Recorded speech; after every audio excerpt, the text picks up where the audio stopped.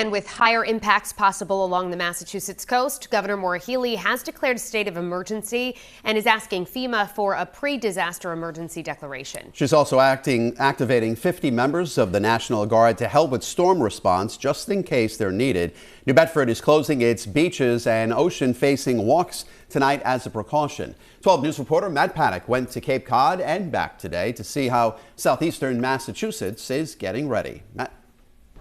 Today, photojournalist Ryan Welch and I are traveling across southeastern Massachusetts in Breaking News 1 to see how local communities and local businesses like the Barnacle here on the Cape are preparing for Hurricane Lee.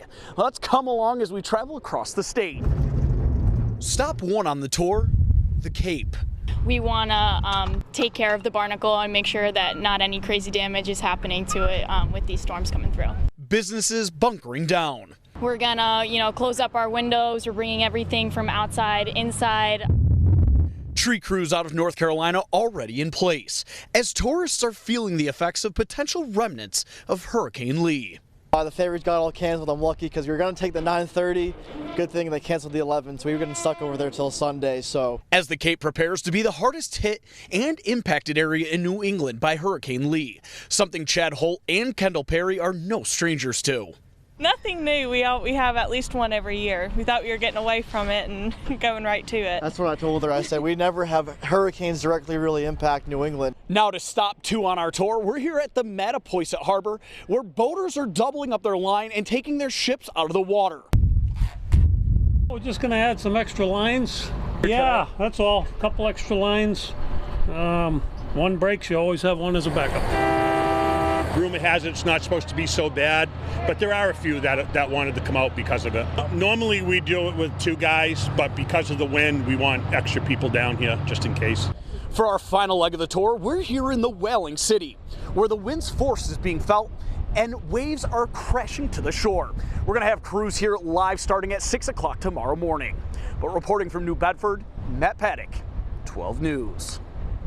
Matt, thank you. And even though Lee is expected to pass further offshore, Rhode Island Energy says they're still going to have extra help on standby through the weekend. They say they have about 2,000 workers at the ready just in case.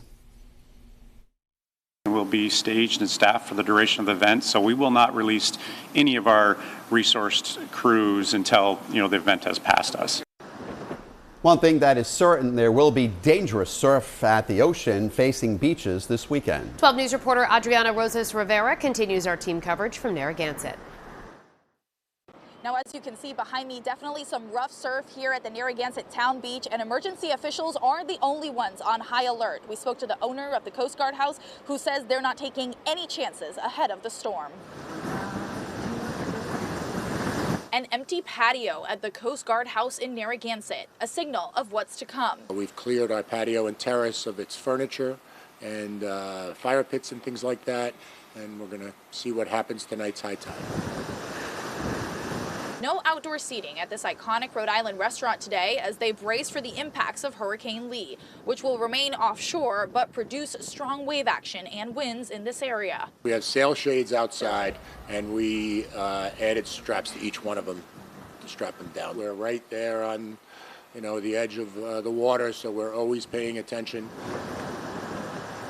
After Sandy, the restaurant reinforced the stonework around the building, all in the hopes of avoiding another disaster. Lucky for them, Leonard says business has been brisk the past 2 days as people come to watch the waves. But Narragansett fire officials are warning you to stay out of the water and off rocks. Jetties can be deceiving, getting slippery and becoming a recipe for disaster. If you do get swept off into the rocks, you're in danger of yourself and the first responders who are coming to try and effect a rescue.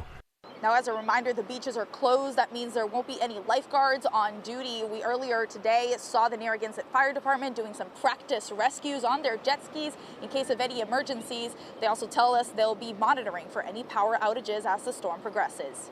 In Narragansett, I'm Adriana Rosas Rivera, 12 News.